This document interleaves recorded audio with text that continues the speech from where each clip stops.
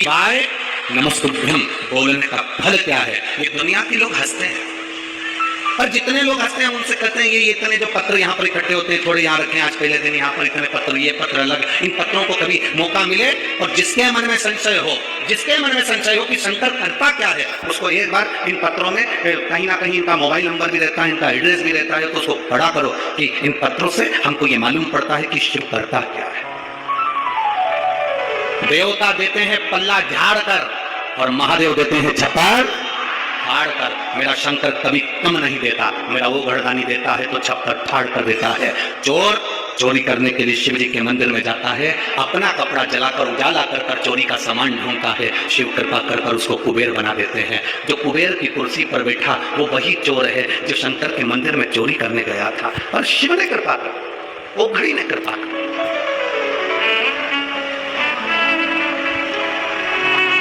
वो करुणा सागर। शंकर के जो भक्त होते हैं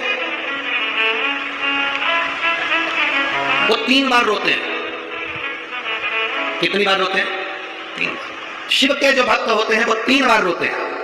पहला, जब भगवान शंकर को पुकारते हैं, उसके हृदय में बड़ी तकलीफें होती है, कष्ट होता है, दुख होता है, तब वो भगवान को पुकारता है, तब रोता है।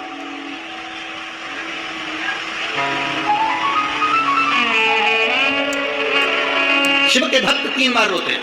पहला, जब वो बाबा को पुकारता है दुख की घड़ी में, कष्ट की घड़ी में, तकलीफ की घड़ी में, तब वो बाबा को पुकारता है, तब रोता है। दूसरी बार, शिव का भक्त जब बाबा नहीं सुनते, बाबा नहीं आते, उसका दुख जब समाप्त नहीं होता और भगवान जब आते नहीं, उसका दुख जाता नहीं, शंकर का भक्त फिर रोता है। शिव के भक्त 3 बार रोते हैं। एक बार भगवान को पुकारते हैं तब, दूसरा भगवान नहीं आता तब, और तीसरी बार शंकर के भक्त तब रोते हैं जब भगवान मिल जाते हैं और उसका कार्य जब पूर्ण हो जाता है, तब भी वो रोता है, तब भी रोता है। शंकर के भक्त 3 बार रोते हैं। पहली बार जब भगवान को पुकारेगा तब रोएगा, दूसरी बार जब भगवान नहीं आएंगे तब रोएगा, और तीसरी बार जब भगवान आ जाएंगे तब रोएगा। तीसरी बार इसलिए रोता है कि मेरे जैसे पापी पर भी तूने कृपा कर दी। मैंने सोचा नहीं था कि मेरा महादेव एक लोटे जल से प्रसन्न हो जाता है और मेरे ऊपर करुणा कर देता है, तब भी रोता है, तभी। बस आपका भरोसा, आपका विश्वास दृढ़ होना चाहिए, और जितना विश्वास, जितना भरोसा आपका पक्का होगा, उतना परमात्मा को मिलने में देरी नहीं।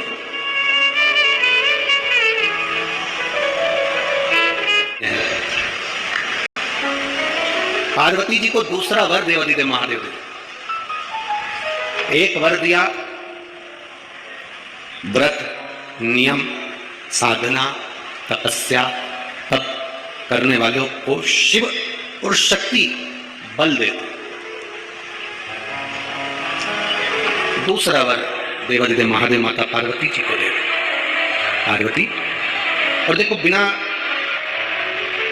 बल के, बिना अगर कोई तप साधना अगर कोई करे और भगवान शिव की कृपा ना हो, माता रानी की, स्वयं माता पार्वती की दया ना हो, तो कोई व्रत किसी का सफल नहीं होता।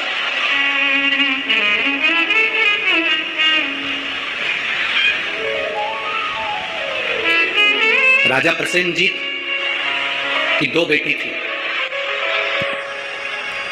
एक का नाम था मेनुका और दूसरे का नाम था रेणुका। कितनी बेटी हैं? जम के बोलो जरा। 2। पहली का नाम क्या है? नेनुका, ना, एन, नेनुका पहली का नाम, और दूसरी का रेणुका, आर, रा, रेणुका। राजा प्रसेनजीत की 2 बेटी है, एक नेनुका है, दूसरी रेणुका। नागपुर में भी कहीं ना कहीं रेणुका माता का मंदिर होगा, है? अच्छा, एक का नाम है नेनुका, दूसरी का नाम है रेणुका। अब देखिए तप का बल कैसे प्राप्त होगा। दोनों देवियों में विचार करिए, ये दोनों राजा प्रसेनजीत की दोनों बेटी है, रेणुका और नेनुका, ये दोनों बेटी राजा प्रसेनजीत।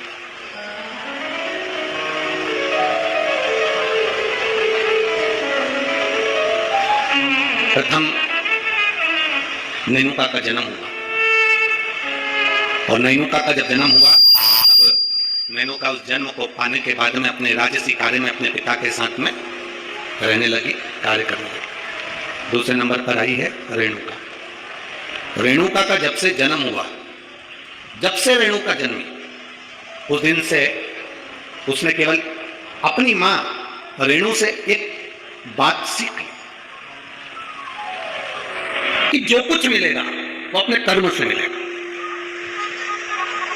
जो कुछ मिलेगा वो अपनी मेहनत से मिलेगा। इसलिए मत बुरे कर्म कर बंदे वरना पछताएगा, भगवान की आंखों से तू बच नहीं पाएगा, तू बच नहीं पाएगा।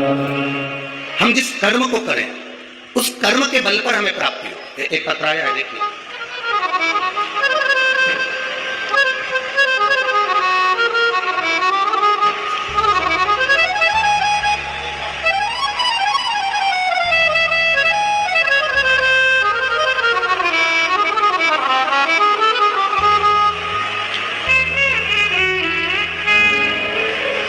मैं पूनम लाला सेलोकर, गंगाबाग पारड़ी,